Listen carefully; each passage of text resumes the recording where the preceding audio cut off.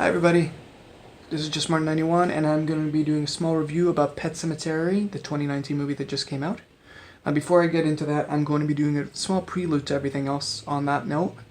I did read the original source material just recently. I didn't read it so far, like this is my first time.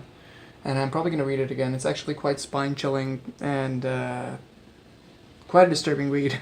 I loved it a lot, which is the best I can say for it. It and this so far.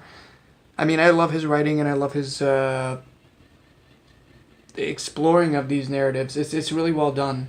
It's really inspiring in a lot of ways. But it is also, yeah, very disturbing. I'm gonna reiterate that. And after I read the book, I actually did watch the original movie, which I picked up recently on 4K. It's the 1989 version, the 30th anniversary release this year. Yeah, the movie actually, that one, was actually quite an experience for me to watch.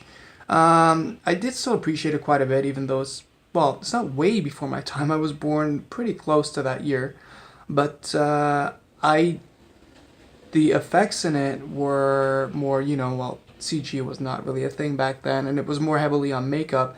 And those things actually get me even more sometimes when it comes to effects and stuff like that, like old movies, because it was like how creative they were and how much time they put into it and how believable it was. Victor Pascal's head in that movie was just, yeah, it was pretty graphic.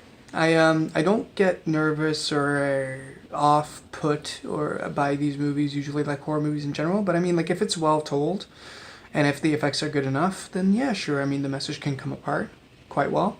Okay, the 2019 movie, so it's quite different in its own entirety, the trailers actually revealed way too much in my opinion, but I think that was already discussed on social media quite a bit, so I'm not getting into that.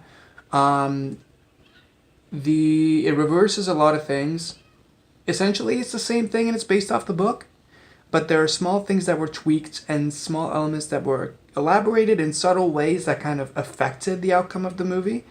And in my opinion, that actually helped it a little bit. Not saying that the original wasn't great. I like the book more than I like the original movie. And needless to say, the original movie followed the book almost point for point. So that was great. I knew exactly what was going to be happening. But this movie, it was kind of, I guess, misleading in a way, or I don't know, like, I knew what was going to be happening, but it kind of threw you off sometimes, And I don't usually like to watch trailers before movies these days because I find that they spoil way too much, or they just get the best out of the way. This one specifically, it just hurled everything at you, so it was kind of there. Jason Clarke's performance was absolutely amazing. John Lithgow was great as Judd. The story was really, well, it's not that long. It doesn't need to be that long. It's pretty straightforward. What happens with the cat, what happens with the kid, what happens with the family. I liked the take on it. There were some things that were cut out from the new movie that were in the book that was in the original movie, and they was kind of glossed over to make room for other things, to elaborate on other things.